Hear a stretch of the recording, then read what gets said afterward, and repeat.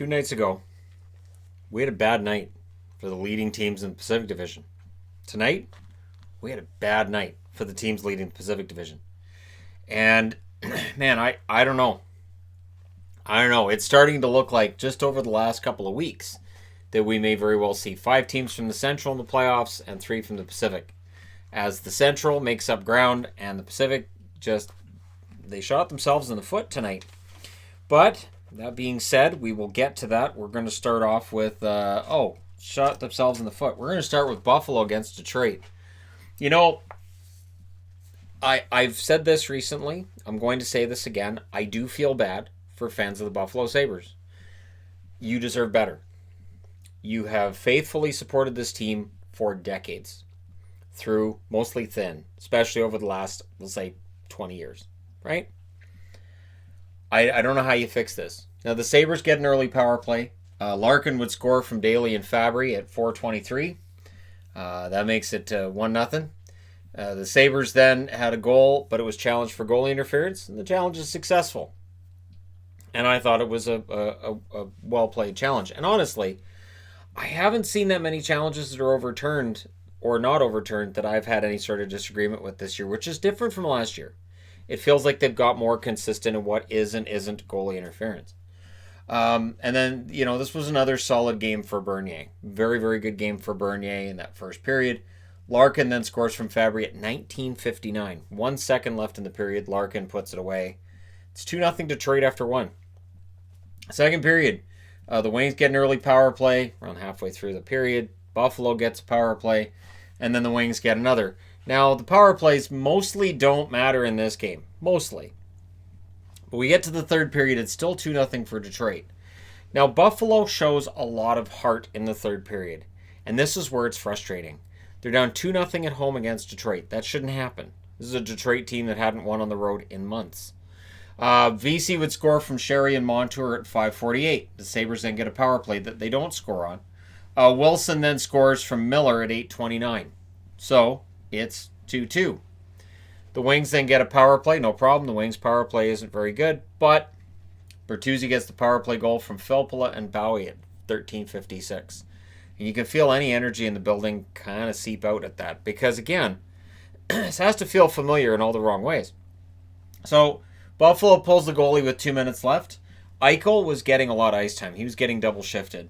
And while Eichel doesn't get a point tonight, kudos to him for not giving up and not mailing it in when other players could have and might have. Rodriguez would score from Ristolainen at 19:13.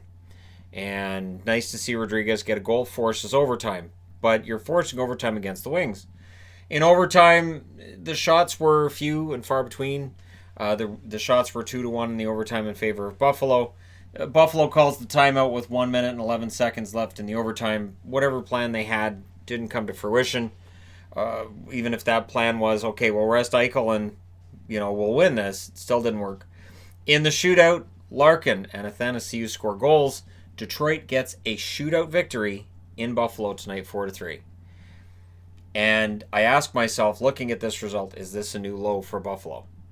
Bernier, 29 saves on 32 shots. Johansson, 18 saves on 21 shots. Larkin, Fabry, and VC are your 3 stars. Shots were 8-7 for Buffalo in the first, 9-8 Detroit in the second, 14-4 for Buffalo in the third. So again, in the third period, Buffalo shows that heart. It's there. The talent's there, but they still come up on the short end. They outshot Detroit 2-1 in the overtime. Final shots, 32-21 in favor of Buffalo. Buffalo's power play 0-4. Remember, very early in the season when they were one of the best teams in the league, their power play was fantastic. It's not. And Detroit goes 1-4 on the power play as well. I don't know. I've done a video within the last week on Buffalo, and there's a part of me saying, let's look at another one. Let's take another one. And I all I can say is I really wish that the owners would come out and apologize to the fans. Say this is not acceptable, and come out and say it. All right, that being said, moving along. Montreal at home against Anaheim. And this turned out to be a pretty good game. It did. And I thought the Ducks played a pretty good game in this one as well. And, sometimes when you're the better team, you don't necessarily win. And when Carey Price is Carey Price, Not sure how he doesn't get a third star tonight, but I understand. I get it. The shots were 4-0 Ducks 3 minutes into this. Price then made a really nice save, and Delorier took a poke at him. Now, what's interesting is Delorier was a member of the Montreal Canadiens at one point, so him and Price had a good joke and chuckle about it, which I thought was nice. It's nice to see those moments in the game. I wanted to make sure that was mentioned in the review. The Ducks get a power play. The Habs then get a power play that would score on it. Suzuki continues his hot streak. He gets a goal from Petrie and Tatar at 17-18. Suzuki, one of the better rookies in this rookie class right now. Second period, the Habs get a power play that they don't score on. Silverberg would then score from Raquel and Larson at 9:53. So that ties up the game. But less than 4 minutes later, Gallagher scores from Kovalchuk at 13-16. So again, Kovalchuk, nice pass. And Kovalchuk able to get another point tonight. And we will continue the Kovalchuk debate on both TSN and Sportsnet ad nauseum until the trade deadline. Then the Habs get another power play before the end of the period. They don't score on that one. They only get the one power play goal tonight, I should say. Third period, Grant scores from Rowney at 2:16. So Derek Grant with another goal as he continues this really solid season he's been having when healthy. The Habs get a power play. They don't score on that. And then Price had a really nice save with 3 minutes and 10 seconds left in this to make sure that it goes to overtime. In overtime, it is finished early. Petrie gets the goal from Armia at 25 seconds. Montreal wins this one in overtime 3-2. So while their hopes to make the playoffs are still slim, you know what? Winning games is still important. Gibson saves 24 out of 27 in the loss. Price saves 35 out of 37 in the victory. Your 3 stars are Suzuki, Fowler, and Gallagher. Shots 14-7 for Anaheim in the first, 11-10 Anaheim in the second, 12-9 Anaheim in the third. One shot in the overtime. That's Montreal's. It's the shot that matters. Final shots 37-27 in favor of the Anaheim Ducks. The Ducks go 0 for 2 on the power play. Montreal goes 1 for 5. And so in a matchup between two teams that are outside the playoffs, I have to say, and I understand it's a loss for the Ducks, but I've been impressed with their play over the last couple of weeks. I don't think it's as bad as the standings show. And as long as they do really well at the draft table, if they can pick somebody up who can play next year and score some goals, this team could very well turn it around next season. Keep in mind, asterisk, I did think they might be able to turn around this year, and it clearly didn't happen. So, that being said, moving along. Pittsburgh and Tampa. This was everything we wanted, wasn't it? Right? Pretty much. Evenly played first 6 minutes in this, some back and forth action, and then at 9:04, Sergachev scores from Hedman and Johnson. So Tyler Johnson gets an assist, and go ahead and move that over. Must have happened when I was putting the boards up. I put the boards up in reverse order, and then I switch them back around before the video. There's a power play for Tampa. Murray denied Stamkos. After the power play is over, Stamkos scores from Point and Kucherov. So a 12:55 goal for Tampa. It's right around this point, and I'm going to mention this now. The NHL app on my phone, it was telling me power plays that weren't existing, shorthanded goals that weren't shorthanded goals, and just it was overall kind of a disaster. So I'm really hoping that I did well enough to filter everything out that may have been or may not have been a power play goal and whatnot, but yeah, it was bad. And this seems to happen on nights when there's tons of games. And I don't know if there's like one guy, there's like a Milton somewhere, and it's like, Milton, you messed it up again. Everybody's shorthanded. But yeah, there's a last-minute Pens power play, and then there's a scrum at the Bolts net. Crosby and Chernak were involved. Crosby not happy with Chernak and let him know that. Kind of went around Stamkos to get at him. The Penguins then took a penalty with 9 seconds left. So lack of overall decorum between these teams. What a surprise considering the importance of the game, right? So the second period, the Penguins have a power play they don't score on. Malkin would score from Hornqvist and Letang at 9:25. So that makes it 2-1. 32 seconds later, Cirelli scores from Hedman and Palat. When you need a big goal for Tampa, Cirelli very often is the source of it. The Bolts get a power play after that. They don't score on, but after 2 periods, it's 3-1 in favor of Tampa. And it is extremely hard to come back when you're down 2 goals at Tampa and you're against Vasilevsky. The way Vasilevsky's been playing over the last, I'll say, month and a half, it's virtually impossible. but it is Pittsburgh. Marino would score from Malkin at 3 minutes and 20 seconds. So that makes it 3-2. They then announced that McDonough, who got injured during this game, would not be back, and it's a lower body injury. If McDonough misses any significant period of time, that is a huge loss for Tampa, and it may put them in the market to add a defenseman at the deadline, depending again on severity of injury and all of that wonderful stuff that we may not know. Only the general manager and trainers may know the actual extent of the injury, and I would think the head coach.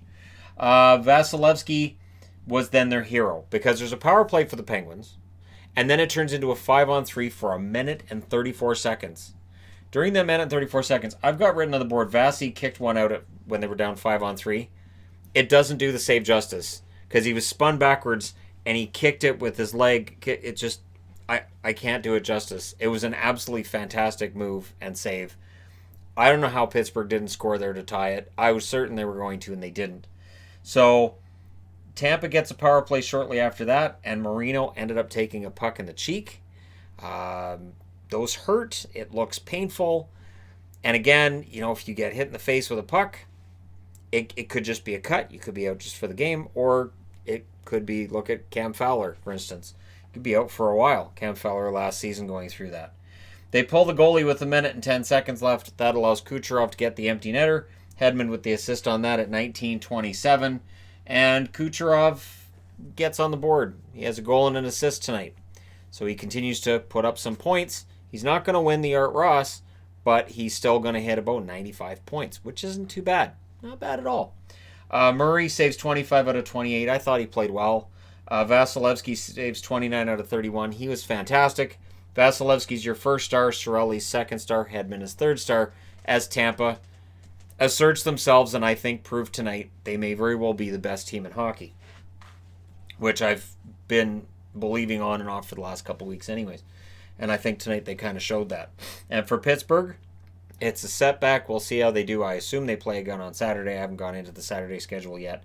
I know there's 4 games tomorrow, but I would assume they play again on Saturday. They have a chance to bounce back. Now, shots in this were in favor of Tampa in the first 16-11. In the second, it was 10-9 in favor of Pittsburgh. And then in the third, the Penguins really laid it on. Now, a 5-on-3 will help. They outshot Tampa 10-4 in that third period. Final shots, 31-29 in favor of the Pittsburgh Penguins. But your final score, it favors the team that was at home tonight.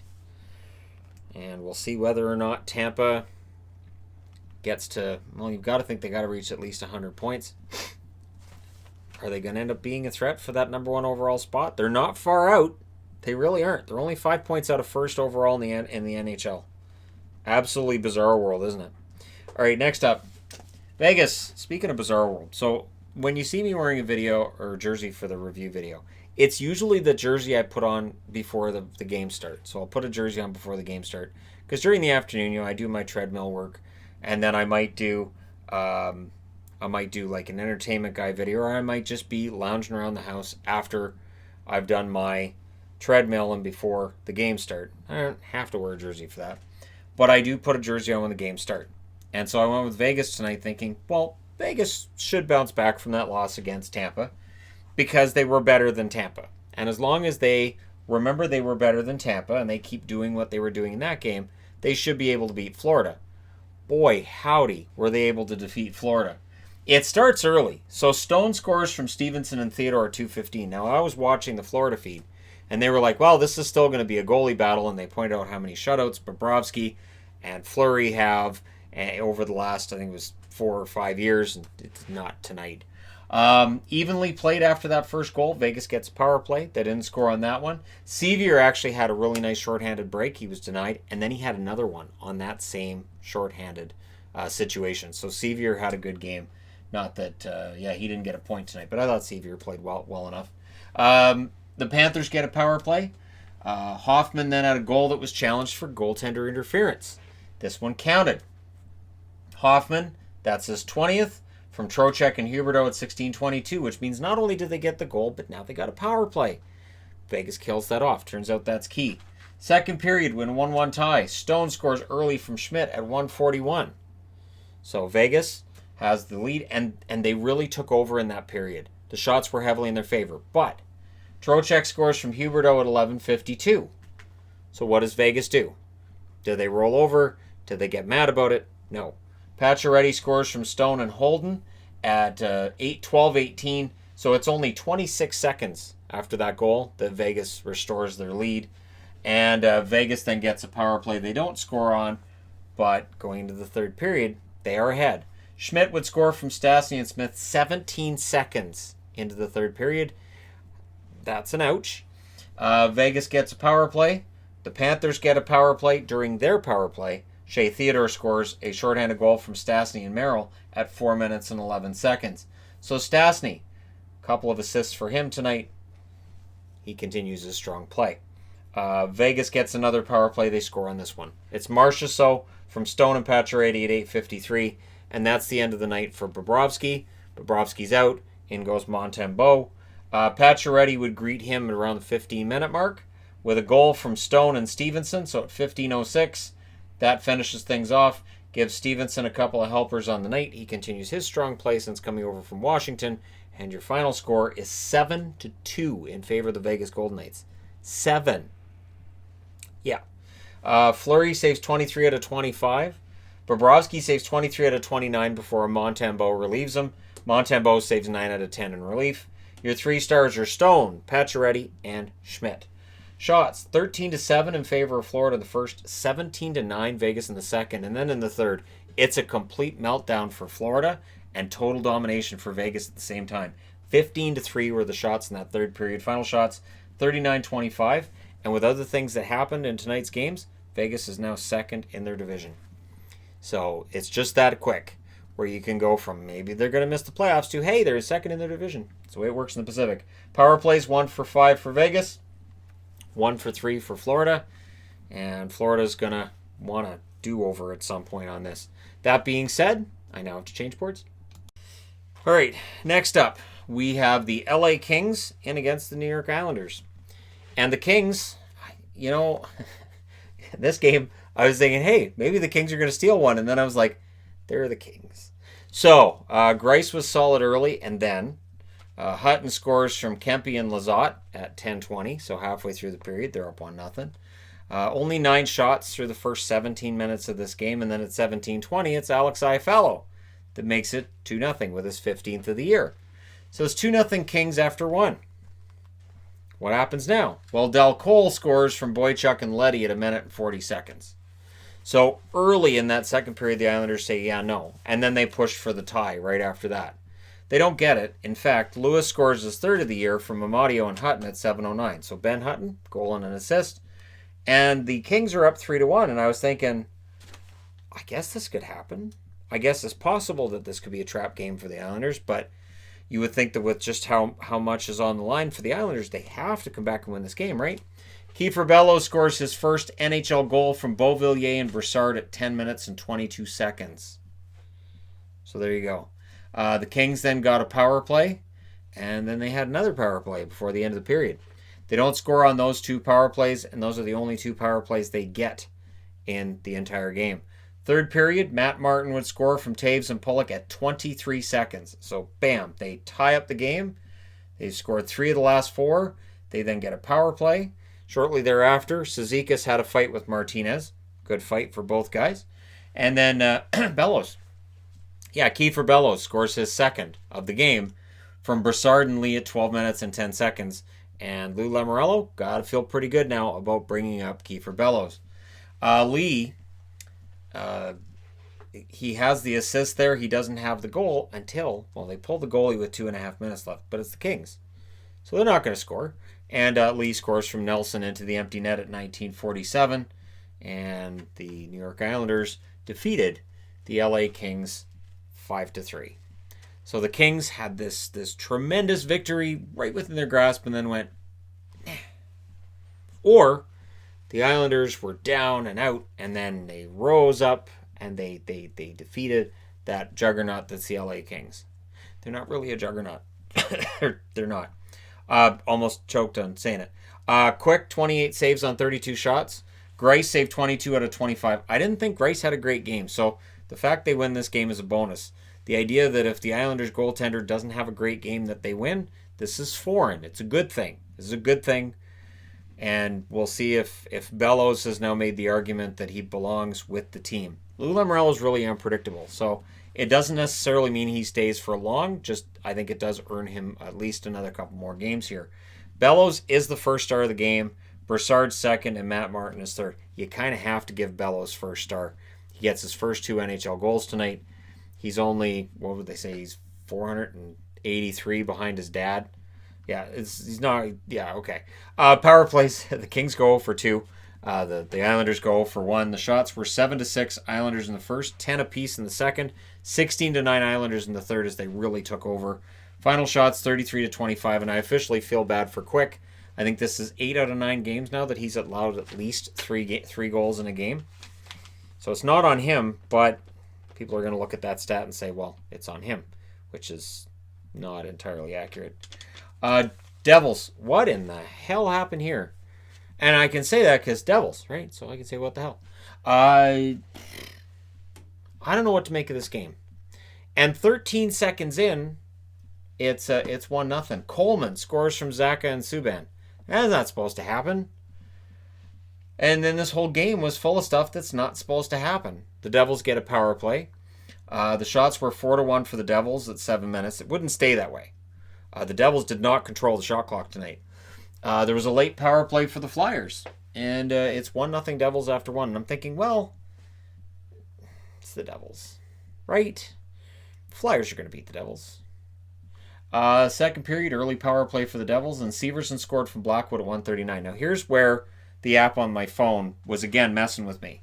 So keep in mind, there's 6 games on at the exact same time. So I'm flipping around. And I see a goal for the New Jersey, and I'm like, what? So I go over to the game, and they're not telling me who got the goal. But the app's telling me it's Blackwood. That Mackenzie Blackwood scored a power play goal, and it's showing me where the goal was scored from. And I'm like, okay, no.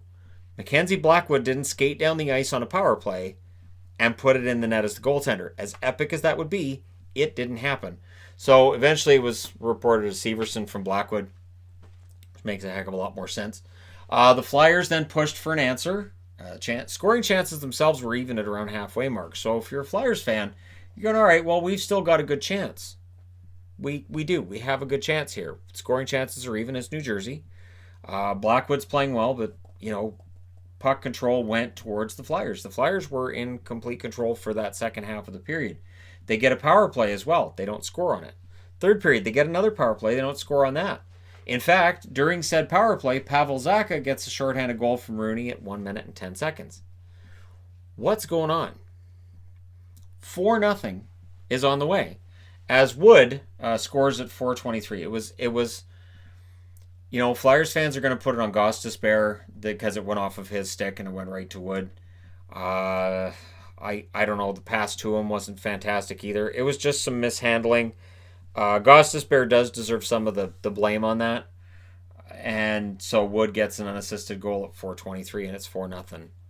And there's no way that if you look at the stats, this game should be 4-0 for New Jersey. It's just every time they got a chance, they put it in.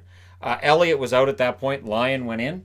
Lyon only faced 2 shots after going in at 4 minutes and 23 seconds of the third period because the puck just stayed at the other end. But one of those 2 shots was Wood, who scored from Mueller at 11 minutes and 16 seconds.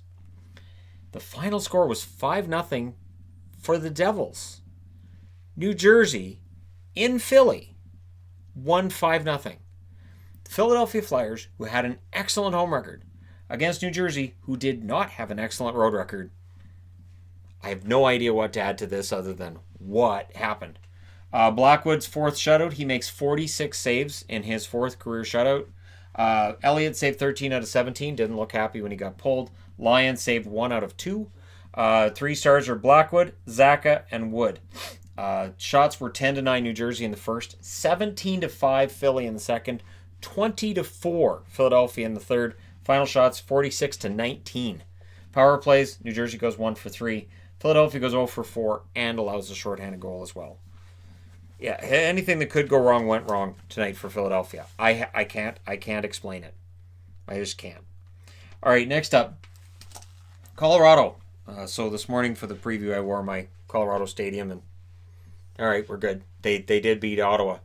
And the shots were 4-0 Abs at 3 minutes. Not remarkable.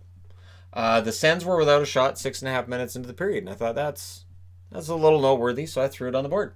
And then at 7:57, Nichushkin scored from Burakovsky. That's his 10th of the year. A nice play by Nichushkin. Seriously, that was a nice play. That's the guy who was drafted in the first round. That's what Dallas thought they were getting when they drafted him. Senators still at 0 shots at that point in the game. Power play for the Sens. The Sens get no shots. Their power play sucks. Remember that. And no shots on that one. They got another power play. Did they get a shot? They tried to, but White blocked the shot and he got shaken up on the play. So they get a really nice shot and it's blocked by their own player because of course it is. They get their first shot at 18 minutes and 20 seconds, which draws a Bronx cheer from the crowd. I don't blame the crowd for the Bronx cheer at that point because the shots were, I believe, 12-0 at that stage of the game. And it has to be frustrating to be there and to be like, okay, I already live in Ottawa. I already have to deal with this team and crappy Ottawa winter weather, and they're not even getting a shot. Why am I here?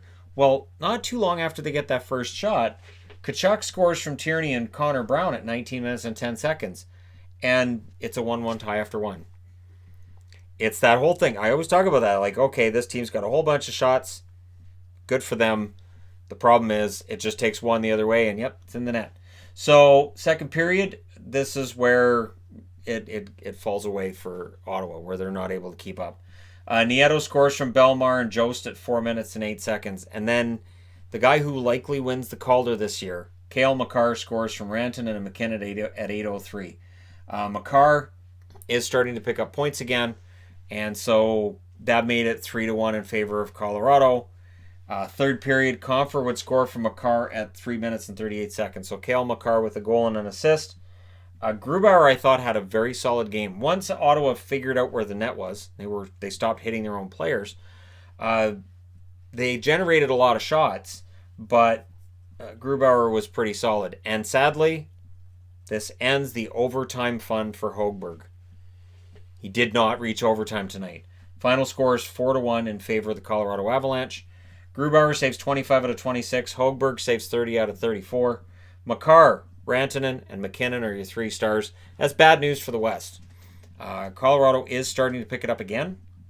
I think they've won now, 4 out of 5? It's either 3 out of 4 or 4 out of 5. They are starting to pick it up again. I understand it's Ottawa, but Ottawa at home, their record's been pretty good. And this was a pretty solid effort for Colorado. Shots were 13-5 in the first in favor of Colorado. So Ottawa did end up getting 5 shots in that period. 10 apiece in the second and 11 apiece in the third. 34-26 are your final shots in favor of Colorado. They scored on their only power play and 0-for-2 on the power play for the Ottawa Senators because their power play sucks. And I say that in all loving honesty that I can muster because I like Ottawa. I do. And then, I know I talk a lot about how bad it is right now and concerns I have about the way things are being done, but I do still hope Ottawa is able to turn it around because I enjoy seeing a good Ottawa team out there. Hopefully we see that again soon. All right, that being said, next up we've got Winnipeg. Winnipeg wants to play St. Louis every night, right? They're not very good against anybody that's not St. Louis or Vancouver over the last month. That seems to be, those are the teams they want to play. And it's weird because currently they are the 2 leaders of the Western divisions. I know Vancouver's not playing like a leader. We're going to get to Vancouver soon enough. Really, in all honesty, this is why I'm cautiously optimistic when it comes to being a Canucks fan. But if you're a cautiously optimistic Jets fan tonight, I get it. Because with this result tonight, they're now 1 point out of the playoffs, and they've played less games than a team or 2 that they're chasing. So things don't look too bad right now for both Winnipeg and, we'll get to it, Nashville. Hellebuck was tested early. He stood up to that test. I thought Hellebuck played very well. He loves playing St. Louis. Harkins then scores his first from Roslovic and Kopp at 7:55. So congratulations to Jansen Harkins. Took him a while to get to the NHL, but it looks like he's there to stay. There was a power play for the Jets. They don't score on that, and it's their only power play of the game. That's it. No more power plays. You're done. Second period, Pionk had a very nice play to clear the puck out of the crease to keep the lead. This is one of those times where if I was allowed to show highlights, I probably would. because there's at least one or two moments in a game where if I could show a highlight, it would be great. But again, I, for legal and copyright reasons, can't. The shots are even 24 minutes into the game. And so this is a very evenly played game to that stage. But Line A scores his 20th from Scheifele and Connor at 5:58. So an evenly played game, but it's 2-0 in favor of Winnipeg. Now, the hockey gods have a way of evening things out. The Blues get a power play. Parayko, who had a fantastic game, he scores from Thomas and Dunn at 11:16. And then 2 minutes and 20 seconds later, it's Carl Gunnarsson scoring from Pietrangelo and Perron, and it's 2-2. So Pietrangelo with another point tonight, and St. Louis looks like they're on their way. Here we go, 2-2. But good news for Winnipeg is it's a tie game after 2. They're going into the third period, and they do play relatively well in St. Louis. Even if you look back to last year's playoffs, they had a pretty good record in St. Louis. The shots were favoring the Blues overall in this game, but the Jets were putting their chances away. Bennington robbed Connor early in that period, and then Hellebuck was equally solid at the other end. So there was some good end-to-end action. Both goalies looked pretty good until Andrew Kopp scores from Harkins and Roslovic at 9:04. So Harkins, first NHL goal. He also gets an assist. Kopp with a goal and an assist, and Roslovic with 2 helpers. That's a good line right there. It is nice to see a depth line coming through, and that you don't need those points from your top guys in Winnipeg. That depth is what they've been seeking at every deadline. That's why they kept going out and getting second-line centers. Now, if Little can come back and play, I think Winnipeg has a really good chance of not just getting in the playoffs, but maybe they do something this year. As an underdog, I think they're better off. The Jets were holding on late, I will admit. They did do a lot of that holding on bit, which drives me nuts, where they just chip it out and chip it out and chip it out. And it's like, okay, try to hold on to the puck a little bit. Great game for Parayko. The Blues then pulled the goalie with 1 minute and 10 seconds left. Well, as my wife would say, the Jets are excellent with an empty net. And Ehlers gets his first in 10 games from Kulikov. He does have a 4-game point streak, though, including this goal tonight. He has a goal and 3 assists now in his last 4 games, so he is picking it up. So 1949, that makes it 4-2. And your victory goes to the Winnipeg Jets in St. Louis. This is the first regulation loss for St. Louis at home, and I think they said 12 games. So that's impressive. We'll see if Winnipeg can build on it. That's been their problem this year. Hellebuck, 35 saves on 37 shots. Amazing night. Bennington saved 21 out of 24 at the other end. Hellebuck, Kopp, and Parayko are your 3 stars. Shots, 13-9 in the first in favor of St. Louis. 14-10 St. Louis in the second. 10-6 St. Louis in the third. Final shots, 37-25 in favor of, you got it, St. Louis. Power plays 0 for 1 for Winnipeg. 1 for 3 for St. Louis. So again, special teams not in favor of Winnipeg, but it doesn't really matter tonight. That being said, I need to change boards. All right, here we go. Vancouver. They come out of the loss against Boston, and tonight against Minnesota, they just didn't have it. Now, in the pregame skate, everything looks fine until they announce Elias Pettersson not playing tonight. Lower body injury. Concerning, but remember, he took part in practice. He was out there for the pregame skate, and they decided to scratch him. So it's not a season-ending injury. It's nothing major. It's a day-to-day thing. He just felt either there was some tightness he felt, there was something, and they just said, you know what? You can rest. It's the last night of the road trip. We're going home to play Calgary on Saturday. We want you to be good for that one. You can sit this one out. So did that cause this result is the question. I don't think so, but there are Canuck fans who I'm sure will say if Pettersson was in there, it would have been different. Virtanen. I turned Southern for a second there. Virtanen and Zucker had a fight, and pretty good fight between the two of them. Pretty decent tilt. Power play then for the Wild. They were up in the shots category 7-3 at 6 minutes, and no sooner had I written that down than Brad Hunt scores from Fiala and Cunnin at 6:01. So Minnesota, they get the opening goal. The Canucks tried to answer pretty quick. There was a sure goal that was cleared out by Myers, and then Hartman gets a goal from Koivu at 10:39. So couldn't clear them all. The Canucks get a power play. They don't score on it. Minnesota gets a power play. They do. It's Fiala scoring from Hunt and Donato at 16:20. It's 3-0 Minnesota. Now, I don't think Vancouver had a particularly horrible first period, but the score is pretty lopsided. And so Yeah, it was a rough night for Vancouver. Second period, the Canucks open it with a power play with a minute and 19 seconds left in a power play that started at the end of the first. They don't score on it. The Wild get a power play, and then the Canucks get a power play around the half. They do score on that one. JT Miller gets a goal from Hughes and Markstrom at 10:33, and so it's 3-1. And that's all the scoring you get in the second period. So going to the third period, it's a 2-goal lead for Minnesota. Minnesota's had problems lately at home, so it's possible you come back to win this. And the question I asked at the start of the third was, does losing Pettersson hurt this much? Is this game a result of Pettersson being out? The shots were 4-2 for the Wild at 7 minutes, so that wasn't encouraging. There was a blocked shot then that sent Beagle out. I didn't see him come back into the game either. Good game for Markstrom. And I know, you see 3 goals here and you're going, well, the goalie mustn't have been very good. No, Markstrom was very good. Markstrom was solid. It just wasn't the Canucks' night. Then the Wild get another power play, and Parise scores from Suter and Spurgeon at 14:33. This was not a power play the Canucks were happy about. Markstrom wasn't happy about stuff. I believe it was Gaudette that got thrown out of the game, got the 10-minute misconduct, got put out after that. I don't know what he said, but anyways.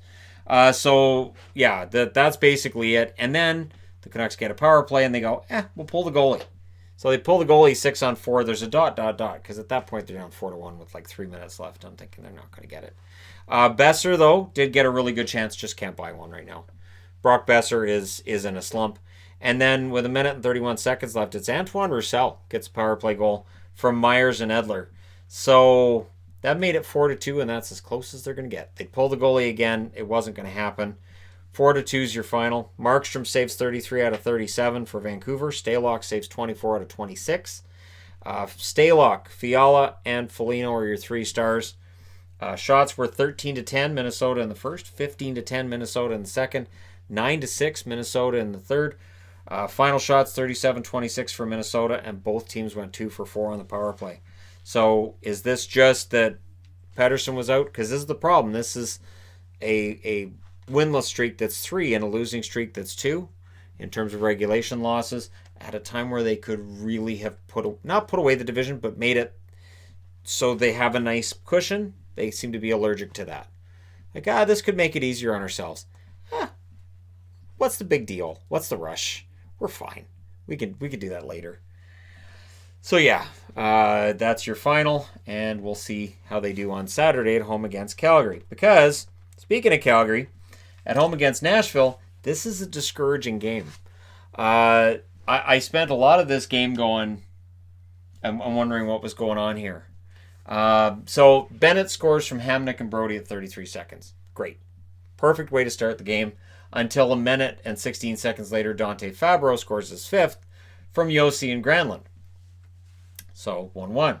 Then after the halfway mark, Kyle Turris. You remember Kyle Turris. He's the one that has been rumored to be on his way out of Nashville basically since he got there. He scores from Ekholm and Forsberg at 11:43. And what's really notable coming out of that first period is just how solid UC Saros was. Nashville's problems in net have been well documented and talked about.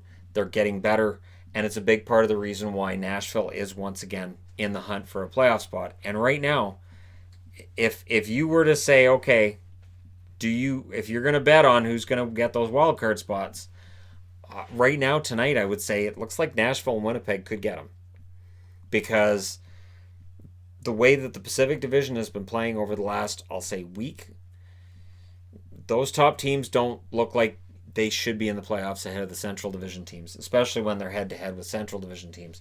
Second period, the Flames get a power play. That doesn't score. There's a power play then for the Predators, and it does. It's the only power play the Predators have in the period. Their power play committed tonight 25th overall in the NHL.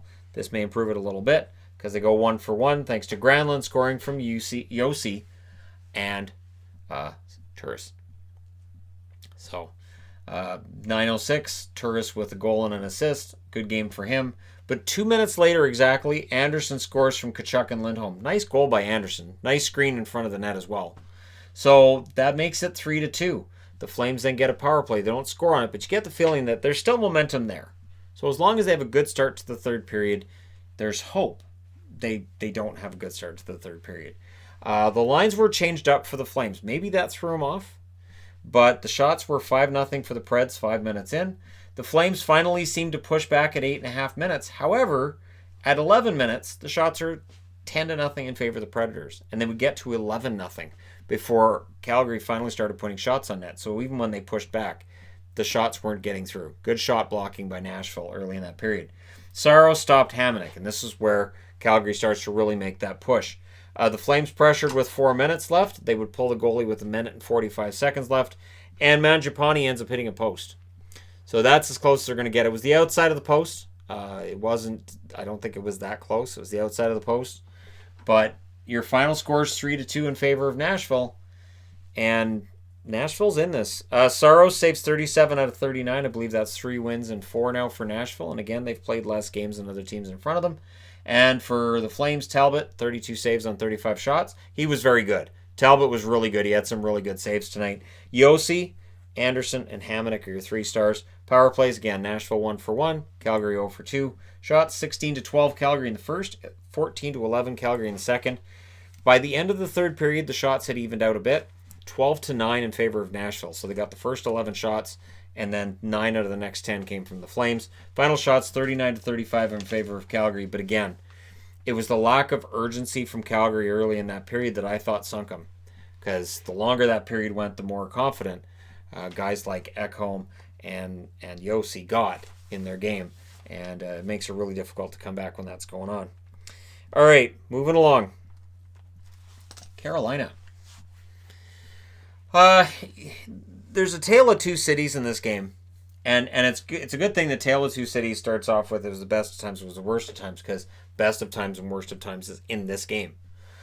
Arizona had a great first period. They did. Arizona had a very good first period. The Canes get the early power play. Coyotes get a power play. The shots were 6-6, 11 minutes into it. Very evenly played, but a very good Arizona feel to this game. And then at 15:45, Goligoski scores from Stepan and Krause. This is great, right? This is exactly what you want. It's 1-0 Arizona after 1. Goligoski would have a rough night. I'm just saying right now, he would have a rough night. I don't know if he ended up -4. Last I looked, he was -3. Because it was a talking point for the announcers, and I thought, well, is it that bad? Yeah, it is. Keep in mind, he scored right there in the first period, so to be a -3, he would have to have been on the ice for 4 goals against. Early power play for the Coyotes in that second period, and they score on it. Dvorak gets the power play goal from Schmaltz and Goligoski. So Goligoski with 2 points. Dvorak gets another goal. He's up to, I believe, 16 on the year. So here we go. No. A minute later, Svechnikov scores from Fleury and Edmondson. And then 3 minutes, well, almost 4 minutes later, Slavin scores from Dzingel and Van Riemsdyk at 9 minutes. So it's 2-2. Just stop the bleeding. No. At 11:01, Svechnikov scores his second of the period from Aho and Van Riemsdyk. So Trevor Van Riemsdyk with 2 assists. He got 2 more points than anybody on the Flyers did tonight. That's weird because James Van Riemsdyk plays there. And between the two, I think James has a few more points in his career than Trevor, but not for tonight. There were no shots for the Coyotes in between this goal by Svechnikov and this goal by Svechnikov. They didn't get a shot. So Carolina controls the play, controls the puck, and just swarmed them. The shots were 15-6 for the Canes at 12 minutes, and that was including the fact that they hadn't had a single shot since that first goal. The Coyotes then get a power play. It's not successful. The Canes get a power play. The Coyotes get one as well later. So we go into the third. It's 3-2 in favor of Carolina. Bizarre world, right? Aho scores from Svechnikov and Dzingel at 1 minute and 3 seconds. So Sebastian Aho, pretty decent game, a goal and an assist at that point. Svechnikov with 2 goals and 1 assist. Pretty happy with his totals tonight, I would think. Garland would score. They get a power play for Arizona. Garland gets a goal. It's his 19th of the year. That is the power play marker, right? No, Dvorak was a power play marker. Never mind. This is your power play marker. This is Garland's 19th. I will keep up with my own notes.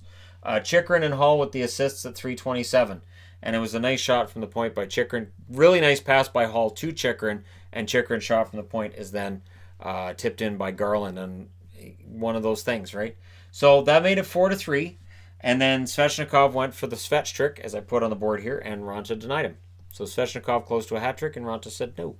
Power play for the Coyotes who then pulled the goalie with 2 minutes and 5 seconds left. Well, when you pull the goalie, Sebastian Aho gets a turnover at the blue line, and he puts it in the empty net at 19:26. Your final score is 5-3 in favor of the Carolina Hurricanes.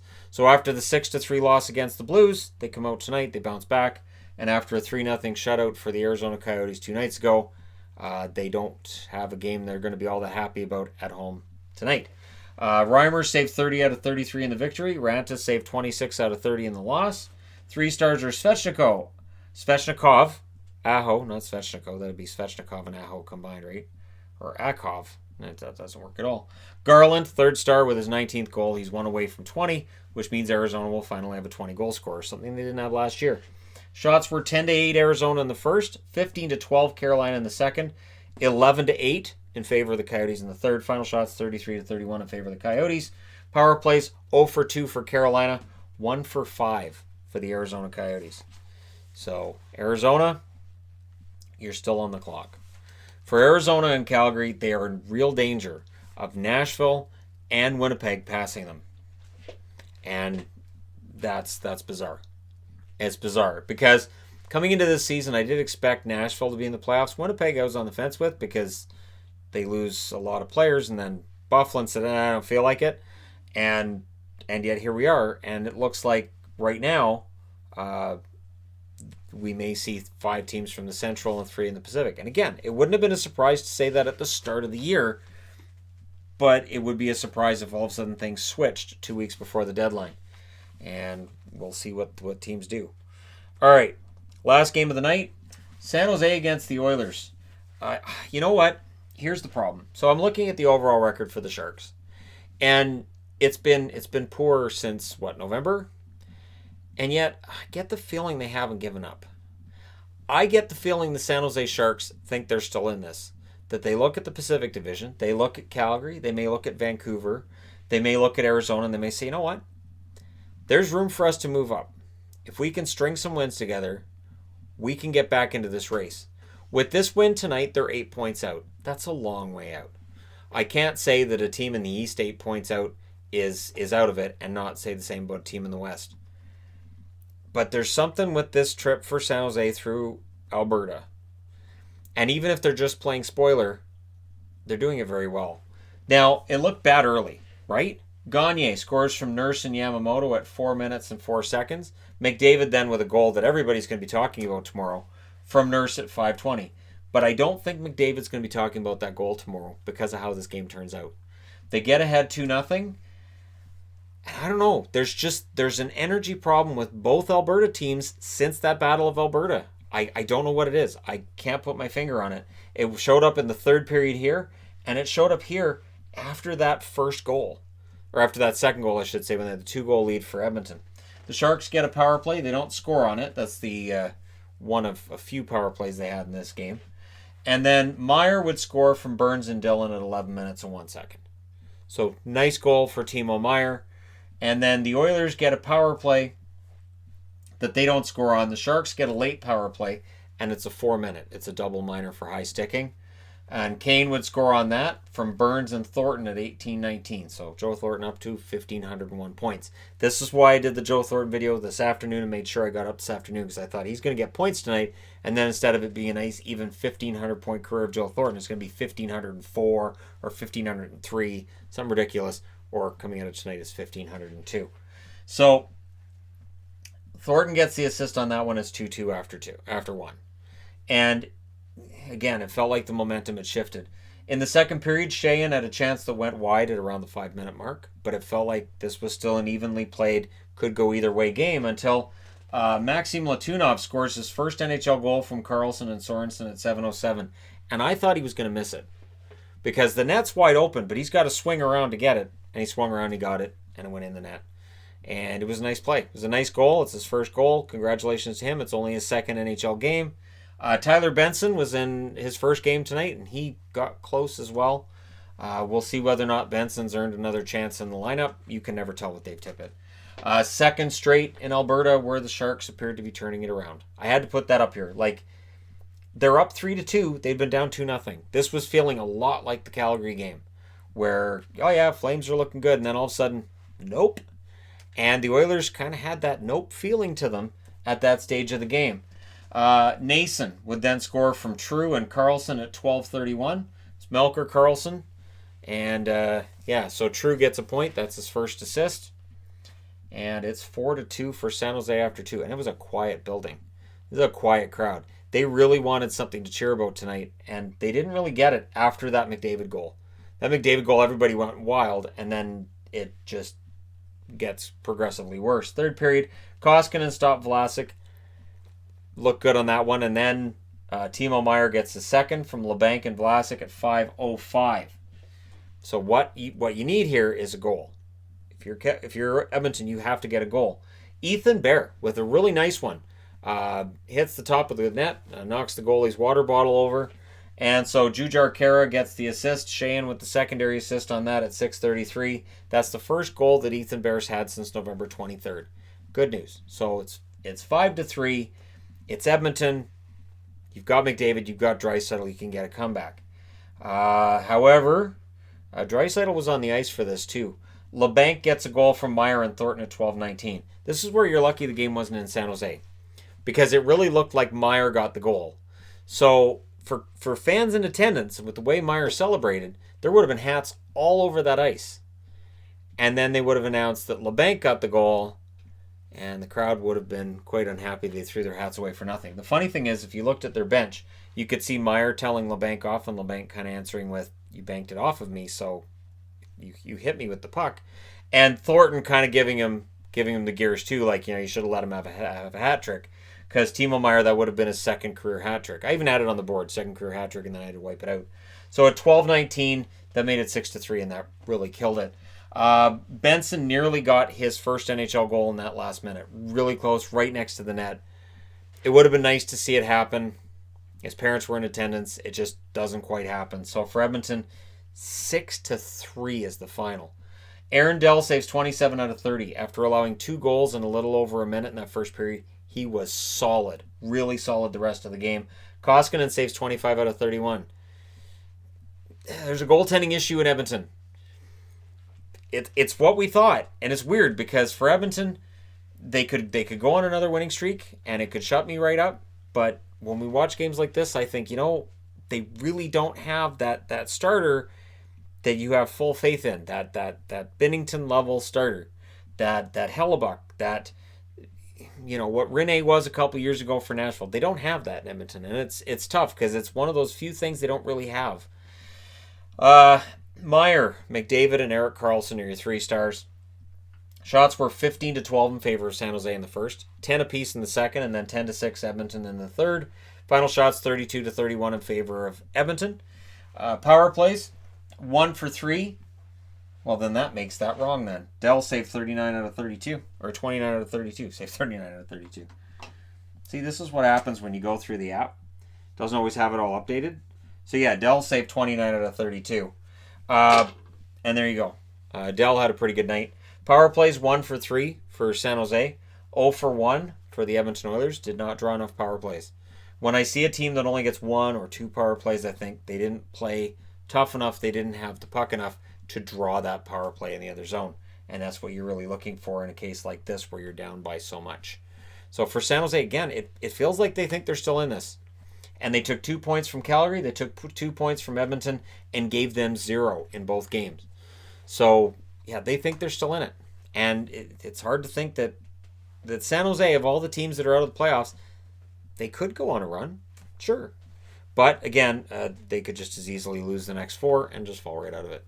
Let me know your thoughts in the comment section below as always. Don't forget to hit like and subscribe if you're browsing your way through. You just happened upon this video.